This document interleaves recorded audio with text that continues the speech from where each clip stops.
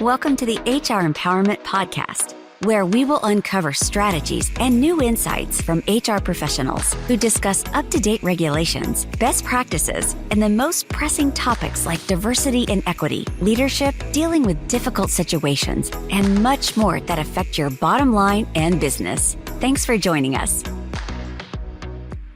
Hey, everybody. Welcome back. This is Wendy Sellers, the HR lady. Today, I am here with JC. Hey, it's a pleasure.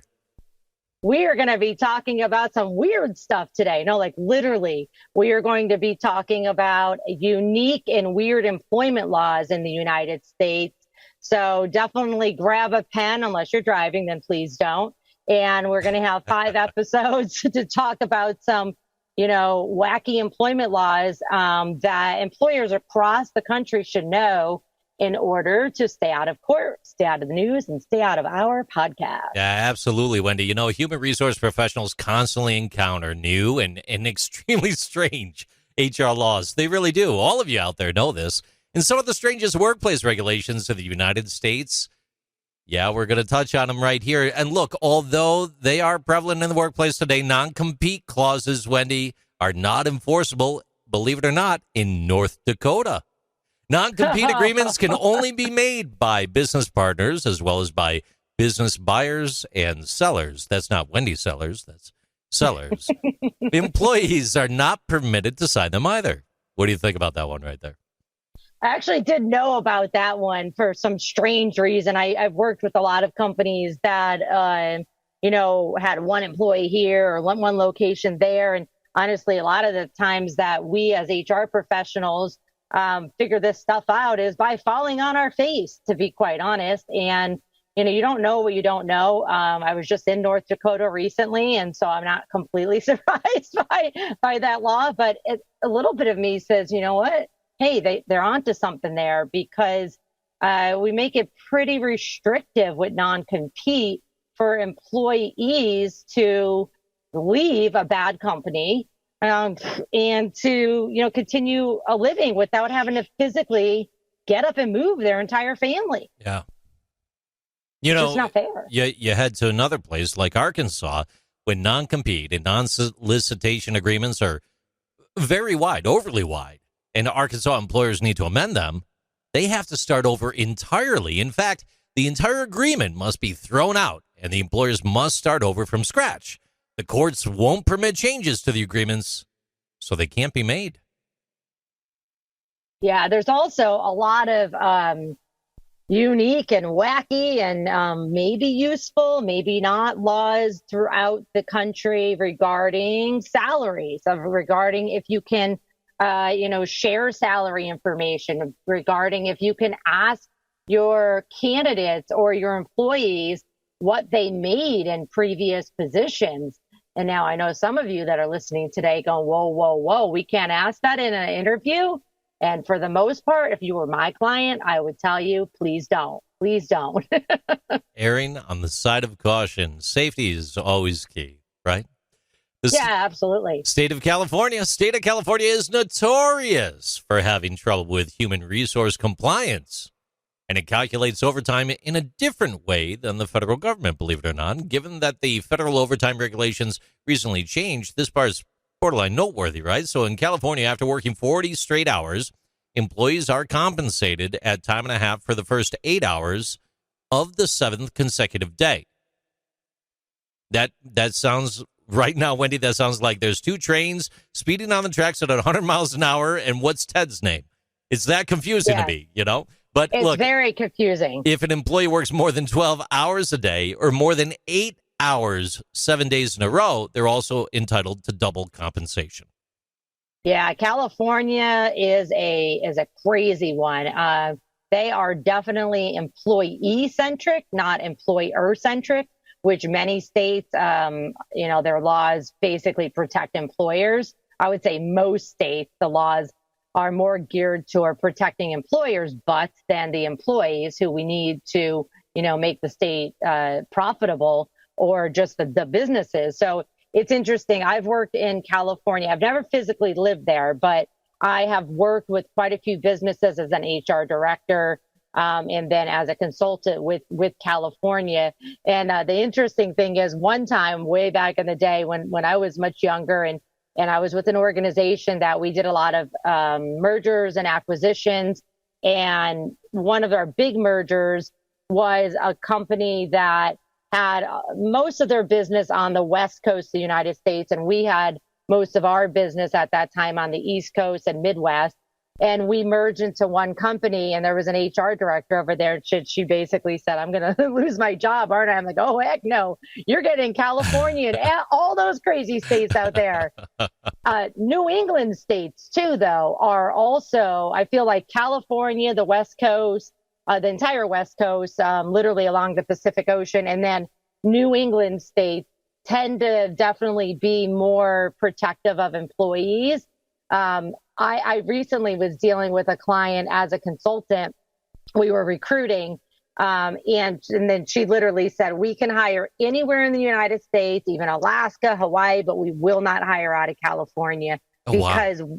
Yeah, and it was hard. It sucked because those employees or those candidates were right there, and they were right what we needed. It was a technology firm, but the company itself was not prepared to deal with all of the requirements, the legal requirements of being a company there. So not just even the salary part, but of applying to be a company there, and all the requirements and taxes and insurances. So, right. There's pros and cons. And the reason I'm sharing this, JC, is because for those of you that are listening today, if you are expanding across the United States, virtual workforce or physical, you do have to know that many states require you to physically apply to be a business in their state, even if you're not there, even if you're just remote. So you still may need to have an application in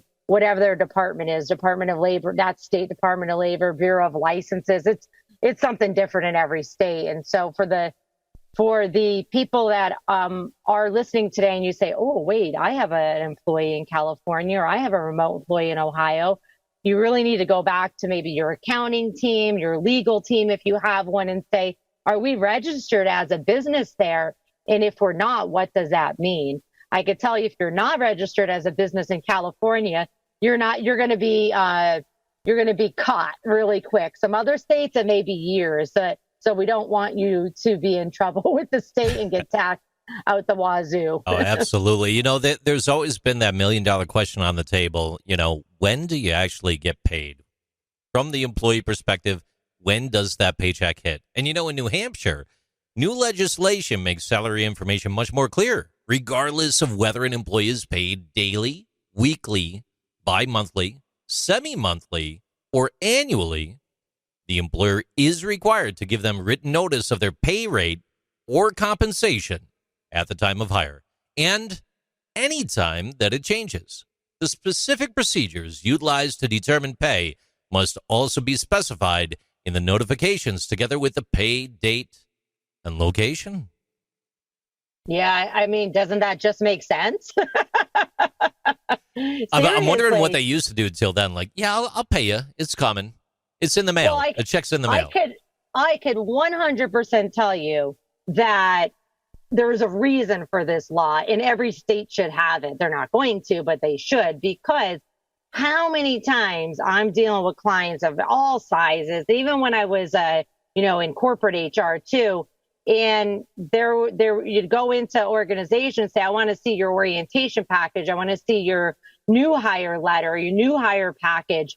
And it rarely says in the offer letter, if there even is an offer letter, oh, this is when you're going to get paid. What it might say is we get paid every other week. But that doesn't say, well, when does that start? When's my first paycheck? And how do I get paid? And where do I go pick up the check? Or is it direct deposit? And how do I make that happen? But a lot of times I see this with large companies too, that we in HR, and I'll just blame HR because I'm the HR lady, but could be payroll, could be someone else. If there's not an HR department, we just think, oh, well, we'll get to that. But we don't really realize, well, that's what the employee needs to know now. Yeah. So they and their family could figure out, when is the first check coming? Is it going to be a half check?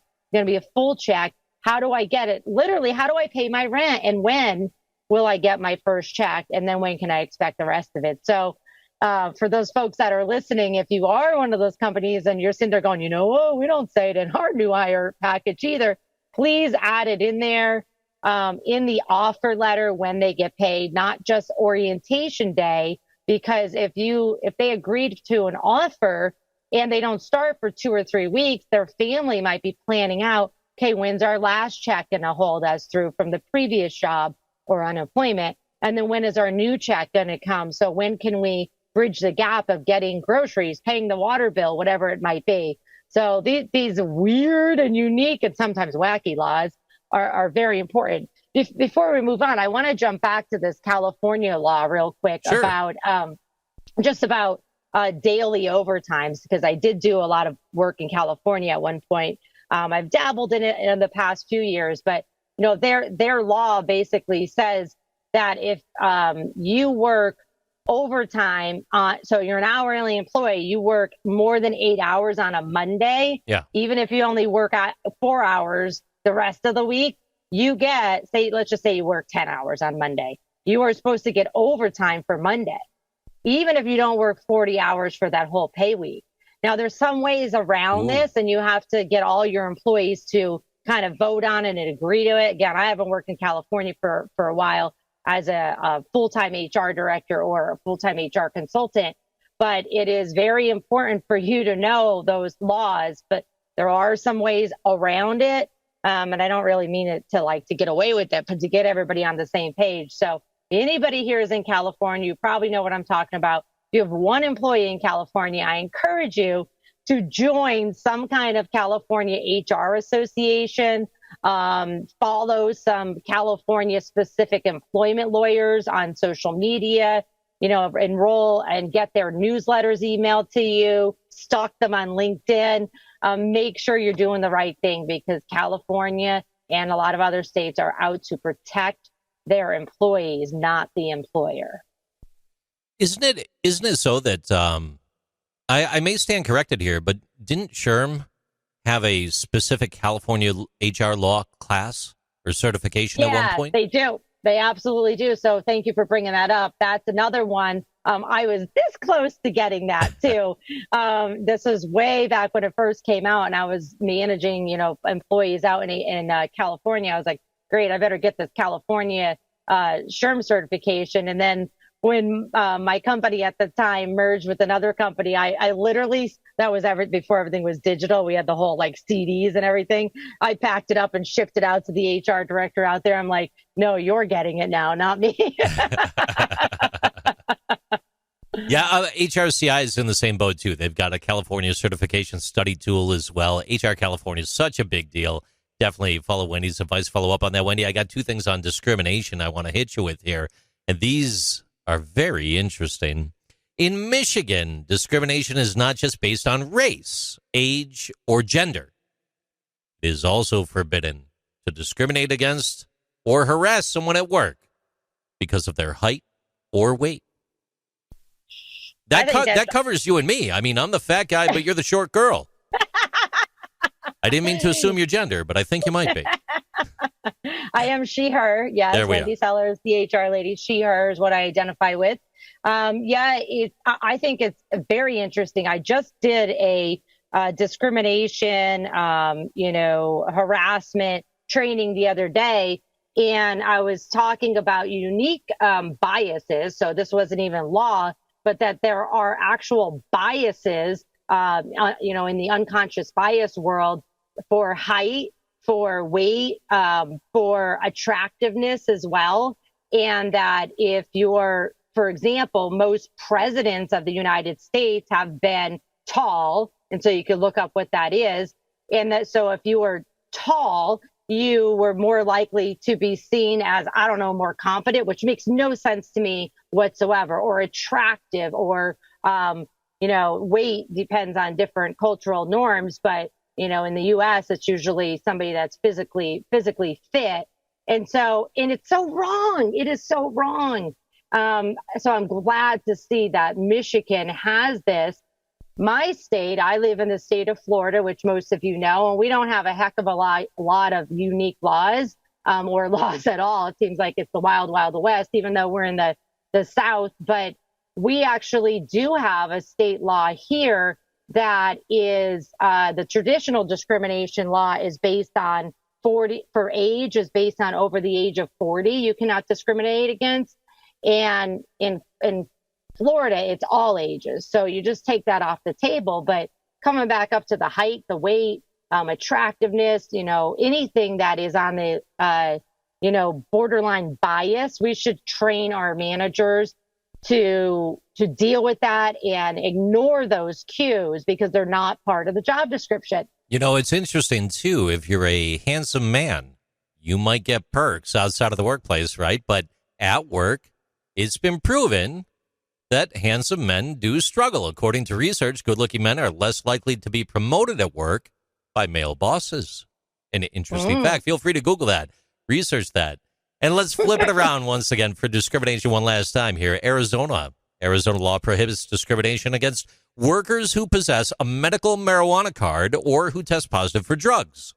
The majority of multi-state firms are not eligible for the exception for jobs that are essential to public safety because of its necessities that they establish a drug testing policy that complies with Arizona law. Oh, man, that one is definitely interesting and I think necessary because we have so much going on with, medical marijuana, or marijuana where you can just go into a state where it's legal, but it's still federally illegal, so federally marijuana, regardless if it's medical marijuana or not, is federally illegal. So many employers are just left going, okay, what are we going to do? It's federally legal. It's not legal in our state, or it's legal in our state, but only with a medical marijuana card. What do we do? My rule of thumb, it's different with every employer, like you just mentioned about the safety sensitive position. So if you have any safety sensitive positions, especially if they require something like a DOT license, right, or DOT certification, marijuana, any kind of drugs, whether they're legally obtained or not, are going to be off the table. You cannot typically be under the influence, especially if it's a federally mandated license, right? But if it's just a local or a company policy, I told one of my clients about 2 years ago, who was a creative client, we'll just put it that way, artsy and creative, she said, I want to start testing. I want to test this one candidate for marijuana because I think, or for drugs because I think they're on something. Just this one person, right? Yeah, and I was like, thank you for calling me first before you did so, because are you prepared to test your entire creative department? She said no. Right. I go, well, then we're not testing that person either because you're being judgy right now and you're showing bias. So it's basically all or nothing, give or take a few. Ms. Wendy, I've got so many more topics here. We could probably make this an hour-long podcast in and of itself, but it is that time. We have to head to a close. All right, everybody. So stay tuned. Come back in our next section where we're going to be talking a little bit more about employment laws that have recently changed across our country during the pandemic of all time. So stay tuned. Thank you for joining the HR Empowerment Podcast, brought to you by Aurora Training Advantage. We hope you've gained new insight and strategies to navigate the HR profession. We look forward to you joining us again on the HR Empowerment Podcast.